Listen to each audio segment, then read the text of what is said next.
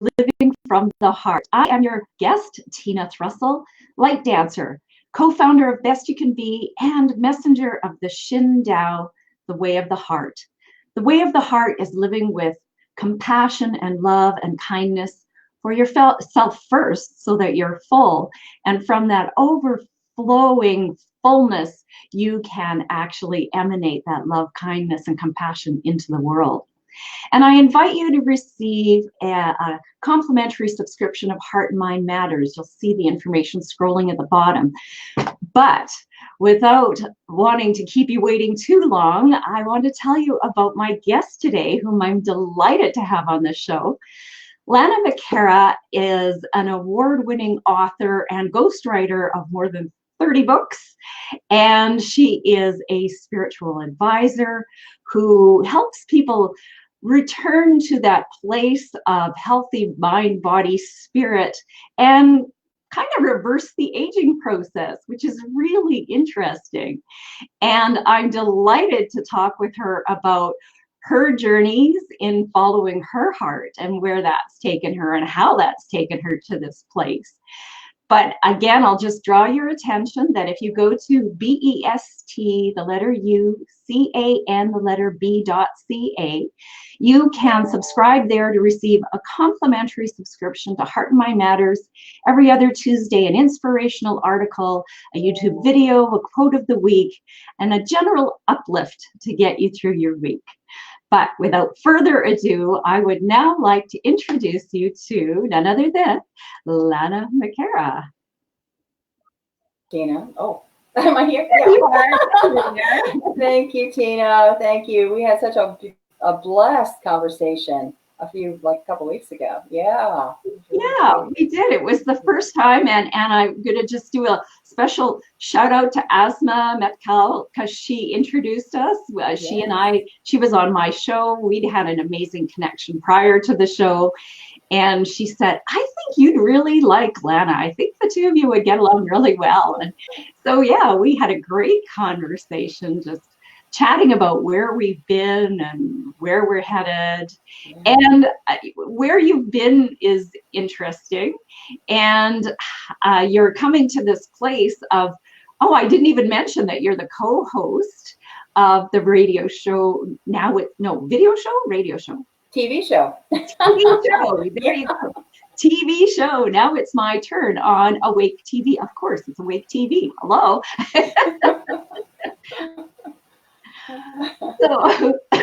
So which came first, the show or the passion for anti-aging? It kind of fell. I fell into it kind of like accidentally. When I started on this journey, aging was the last thing on my mind. I had just come out of a very difficult marriage, a 30-year marriage, and I started on a path of personal development and clearing. I was doing energy work and a lot of things to bring myself out of that, that slump, that heaviness that I had from that and my troubled childhood. But when my daughter got sick, I just got on a mission. I was a mom on a mission. I'm going to find a way to help her. She had 2 autoimmune diseases at the same time, and she was in so much pain. And so I started to really look, and I found a way to relieve her pain in just a few minutes, just in a minute, 2 minutes, something like that. And I went and got certified in that process because I wanted to help her. And when I got out there and got through that 40-hour, 5-day, 40-hour training, I was transformed. I was changed in my core. And I got such a passion to help people with this. I mean, this was phenomenal. And then I took all my other personal development experience over the years and put it all together. And wow. So it was amazing in that way. And my daughter now, she's better. She's off, doing her thing now. She's going on with her life. And I started a practice doing this. And what I found, it took me a while to catch on, right? I didn't really get it at first. But people were coming in for their second appointment. They looked years younger. I would actually, there were some times I actually looked at somebody and went, wait a minute, is that Sally? yeah, let's Sally. Oh my God, Sally, you look great. And she, lines would be gone and they'd have this brightness and this energy. And I just fell in love with helping people, and the renewal in their lives was amazing. They're just following their purpose and happy as can be. And wow, because I knew their story. I knew how troubled they were when they first came. And and it didn't take long. 3 sessions, 5 sessions. I mean, it wasn't like a year-long thing at Wow. all. Although I have worked with people for a year when they've had some kind of chronic condition that they just couldn't seem to break through. Some things go deep. Yeah. But yeah, so that's when I really started noticing about them when Amanda Masters, who's the co-owner of Awake TV Network, she contacted me and said, "Would you like to have a show on our network?" And I went, yeah. I mean, that was spirit. What's spirit me? The thought of having my own TV show. I mean, I've done radio, but you don't have to dress for that. You don't have to have lighting and all that stuff. So, yeah, my spirit and spirit told me yes. And so when I got off the phone with her, I went, yes, but what could do it on? I could do it on so many things. And again, spirit right there. 50 plus women need you. They need you. They need to hear this. And so that has been my spiritual path, through this entire process, and just asking spirit, getting that guidance. And wow, it's been phenomenal. After I got into this area, I did not realize that 50 plus generation, the traditional generation they call us, we really are the movers and shakers in this country and around the world. And I think we've been kind of pushed to the side as passe and we don't get it and that kind of thing. But wow, helping our own generation to come into awareness and get in touch with who they truly are and awaken that spark inside of them.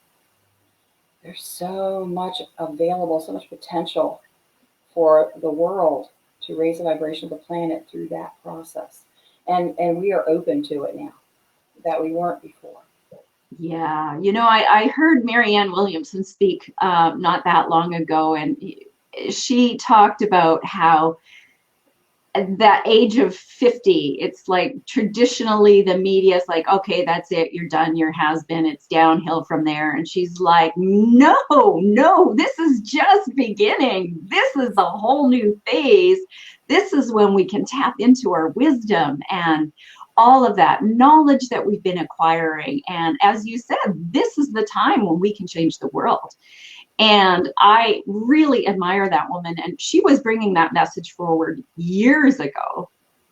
And I'm meeting more and more women who are really feeling a call to work with people over 50, because we get that we're at that point of saying, okay, enough of doing what we think we're supposed to do and what the world tells us we should be doing. It's time to do what we're called to do. Yes. Yeah. Yeah. Yes, I call it the third phase of life, because the first phase is grown up. And then the second phase is, marriage, kids, family, career, all the stuff that we do from, say, 20 to 50 or 60, right in there. And then after that, we've completed a lot of those things. And now we're like, I've got an open slate. Now it's my turn to do what I want and follow my passion and do those things I never had time for before. And I see people doing art and all kinds of wonderful things, getting involved in the community and various things that really change lives. It's amazing. Yeah. Yeah. And so your passion is helping people tap into that wealth of resource that they have within themselves. Am I reading that right? Absolutely. Yes, I tell my clients, well, this is not about adding anything to you. This is about releasing the brilliance you have inside already. It's just been in there waiting to come out. It's like knocking at the door, let me out.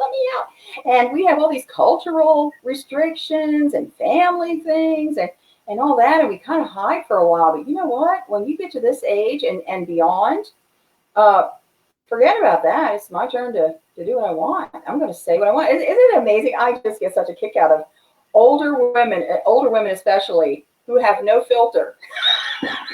They just they say what they want. It's beautiful. I love it because for so many generations and decades before us, we just, want to be culturally acceptable. Yeah. But yeah, it's time to be ourselves and allow. It's beautiful. It's beautiful. So what, oh, okay. I was going to say, what does it take to go from this place of having a really hard childhood, a rough 30-year marriage? I mean, coming to the bottom and saying, enough is enough. I got to start over. So you said that you encountered this process, this modality that you ended up helping your daughter with. Was there something that happened in between, or is that kind of the motivational thing? Because I'm finding that a lot of people say that when they suddenly turn to helping someone else, when their focus comes from outside of our troubles and goes to helping someone else, something bubbles up and things fall into place and alignment happens. But was there a step in between for you? Oh yes, absolutely. I left my 30-year marriage at the age of 52. And I had started doing EFT tapping 2 years before that. I did it on the sly because my ex-husband is a pastor and he did not approve of anything. If I had any kind of problem or trouble, he would just say, read and pray more. That's it, So I did it on the sly because I met someone at a networking event because I was doing internet marketing to help my book sales at the time. So my book sales are really, really high because I did the internet marketing thing.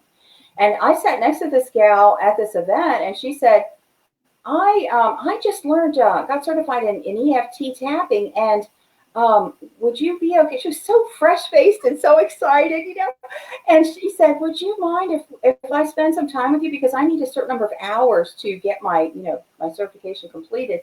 And I'm like, what is it? I've never heard of it. She said, oh, you just tap on your face and tap and say some stuff. And I went, okay, all right. That didn't sound like much. Changed my life. Totally changed my life. Within 5 minutes, I was bawling and stuff was coming up, and I found out I had an eating disorder because I was hungry as an infant because my mother was 16 years old when I was born and she was totally unprepared to take care of a child, and I got the brunt of that, right? So this was going on for 2 years, and we would do it on Skype, and I'd have my headphones in and all this, and I'd be in the room, my bedroom with the door shut, or he was at work or something, and I was doing it secretly because I had to have some relief. I was terribly miserable. And 2 years later, again, Spirit, this brought some circumstances to bear. Spirit's like, you got to leave. I'm like, what? It never, it wasn't on my agenda to leave. I was just trying to cope until I was, just ready to cave in. I had gone way too far beyond the, what was realistic. Because I'm a strong person, and I could, told myself I could take it. Why? Why do you want to live like that? And so then I went into this period of personal development. I actually started doing Reiki, and I got a life coach, and I was worked with a life coach for 2 years. I just did a lot of different things over that time, and my daughter got sick because of the misery that was in the family, that dysfunctional family. And she had a lot of emotional element to it. And I think a lot of people with an autoimmune do have an emotional undercurrent that's something there, which is why I love to work with people like that, because, you help them to clear that, and then their body automatically responds in a favorable way. So, I was on that path already. And that's when, I was on track to find help for her pain. She refused to take opioids. She said, I'm not going to get addicted. I'm not going to give my life up for that. But she was really bad. She was starting with rheumatoid arthritis. She had fibromyalgia. She had these shooting pains. And, your child, it's your child. And she'd be standing with me in the kitchen, and all of a sudden she go, oh, you know, and I just be like, oh my goodness, I've got to do something to help her. And so then that piece with her pushed me into the next level, because up until that time, I had no idea of being a practitioner. It never occurred to me. I enjoyed the work, but I did it on myself. I do it on friends. I wasn't ready to hang out a shingle, you know? Yeah. Yeah.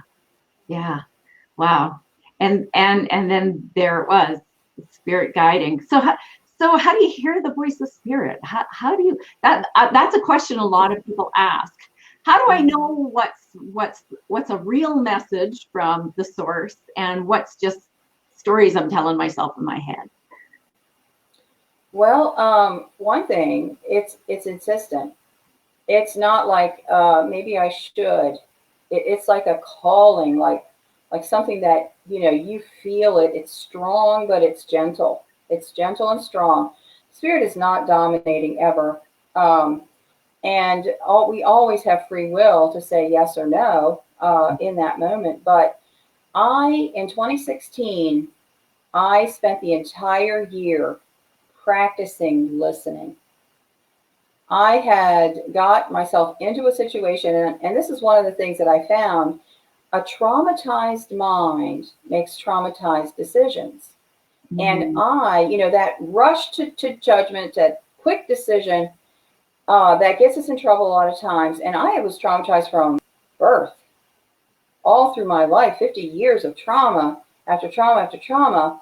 And the only way I knew to make a decision was in that space. I didn't know anything else.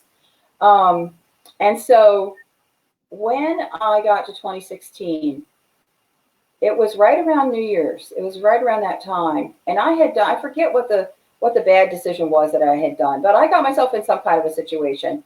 And in that space of time, and I was thinking about the new year, I thought, I'm going to listen. Because when you make those decisions that are not to your benefit, there is a little voice in the back that says, maybe not. You know, maybe this is not the right thing, or maybe this is not the right guy to date, because now I'm single, right? And I'm in that space, and for the first time in 30 years, I'm like, oh, I don't know what to do, you know? And so that little voice that's warning and saying something's not quite right here, or maybe you need to think a little more. I was ignoring that and rushing headlong. And so 2016, I made that decision. I am going to listen. And then when I would get off track and that thing would come back, I knew better. When I did that, I knew better. I would then come back to center, tune in again, and just keep practicing. And that's really what did it for me, was practicing awareness and giving myself a break. You know, I've been through a lot, and I'm trying to get through that piece of listening and being guided. That was a stretch for me, but you know what? I was tired of going on those detours and backtracking and trying to fix stuff. I was really tired of it, and changed everything for me. That's when I started getting on firm footing and moving forward, you know, in my life. And then all this opened up shortly after that in 2017 with this whole deal. Yeah. Yeah. So would you say that mindfulness plays a role then? I mean, how else does one get to the place of being able to listen except to slow down and really be present to the moment, right? Absolutely. Yes. And you're talking about somebody who lived on the fast track for a lot of years, because I have 7 children. I homeschooled my children, and I wrote 14 books while I was doing it. Through traditional publishing now, I had a publisher, I had deadlines, all of that. I did it all simultaneously. Now my books are, you know, I have more than 30 now, but while I was homeschooling those kids, 7 books. Yeah. Wow. 14 books. Yeah. I won a national award in 2001. Right. So talk about driven. I never stopped. I wouldn't sit in my living room for a month. I was working all the time.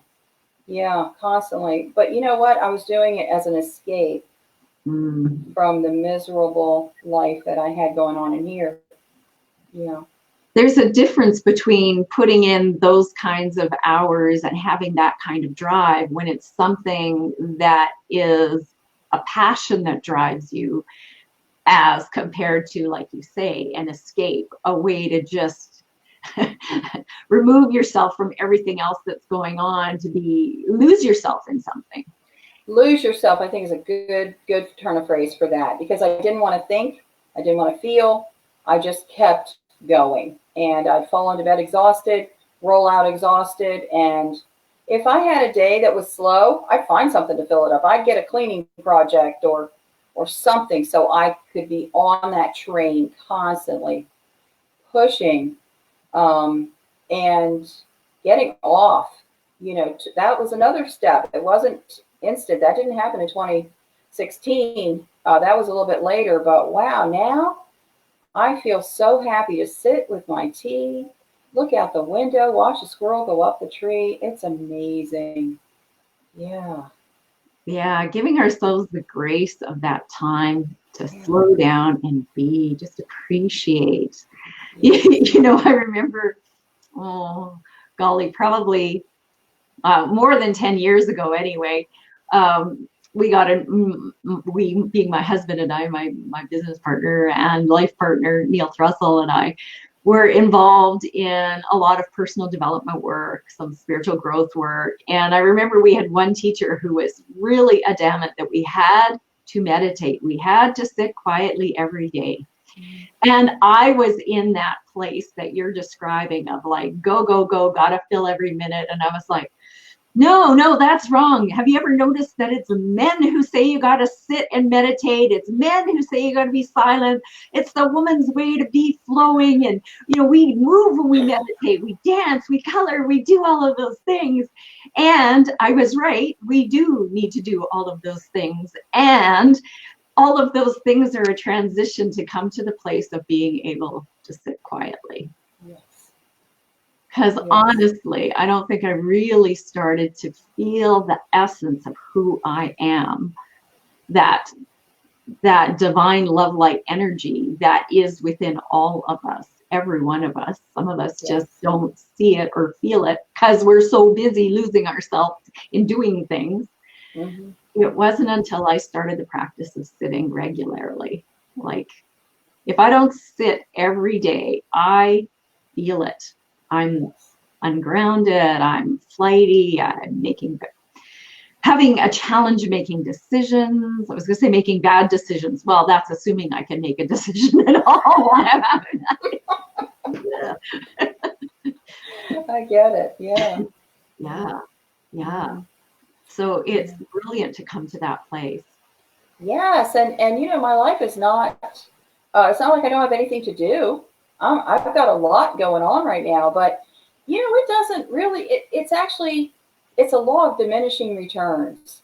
That the rushing is going to take you down and the path that's slower than if you take that 15 minutes, 30 minutes, or whatever, refresh yourself, and then go forward, and you'll get a lot more done. It'll be better work. And wow, that's such a hard lesson for some of us who are just down that go, go, go path, but it is true. And feeling that rising anxiety, when you do sit down, that's what kept me from doing it, because I would get that rush of anxiety. But learning to put that away. And the other piece I didn't mention is that course I went out and, California and took was brain science. It wasn't spiritual healing. And what I found was the spiritual practice that I had with the Reiki and the other clearing methods matched to the brain science. That was what just blew my mind, because you're working with the body, with the mind, in a flow. And so when that rush of anxiety comes up, there are ways to just let it go right then. And you can sit, in wonderful, wonderful bliss. Yeah. So is that part of what you offer the people that you work with, is those tools? Absolutely. That's what I do. Yeah. Ooh, it sounds delicious. It's so fun, because when we finish a process, they're just smiling and beaming and saying, "Oh, that was wonderful." You know, it was amazing. Look on the faces of people, it just lights me up. And when I got into that feeling space of being with their joy, I got hooked. Now, if you say I'm addicted to that. I want that. Yeah. That's cool. I can't believe how fast the time is going. It's like 25 after 9. So I want to put on screen the best way for people to reach you if they like the sound of the work that you're doing, if they want to get to the bottom of their pain, and if they want to reverse the aging process, if they want to release some chronic conditions, if they just want to come to a place of feeling more comfortable and being who they are, what website should they go to? I actually am on Facebook. My website is down right now. I'm revamping everything. Everything is changing. Okay. So if you go to nowitsmyturn.com, that's the group page for the TV show. I'm over there all the time. And also my email address is lana@lanamcara.com. Yeah, or just look me up on Facebook. You know, I'm on Facebook multiple times every single day. Yeah, I love my group of ladies over there, the 50+ crowd. And now it's my turn. Yeah, it's really good. And make sure it has an exclamation point if you're searching on Facebook, because there's another one that doesn't have an exclamation point that's a little unpleasant. So, yeah, now it's myturn.com will take you straight into the group. So. Okay. Yeah. So let me put the exclamation mark on there. So is that the way it looks? Now it's myturn.com with an exclamation mark? No. No. Now it's myturn.com without the exclamation mark. But if you're searching in Facebook, you would search for Now It's My Turn with an exclamation. No .com. Ah. Yeah. There we go. That's the name of the Facebook group. Yeah. I should know that because that's where I looked for you. Yeah, there you go. Oh, and the Facebook, I guess I got too many lines here. It's not showing up. Huh. Oh, yeah. There it is. It's scrolling up. It's scrolling. All right, great. Okay.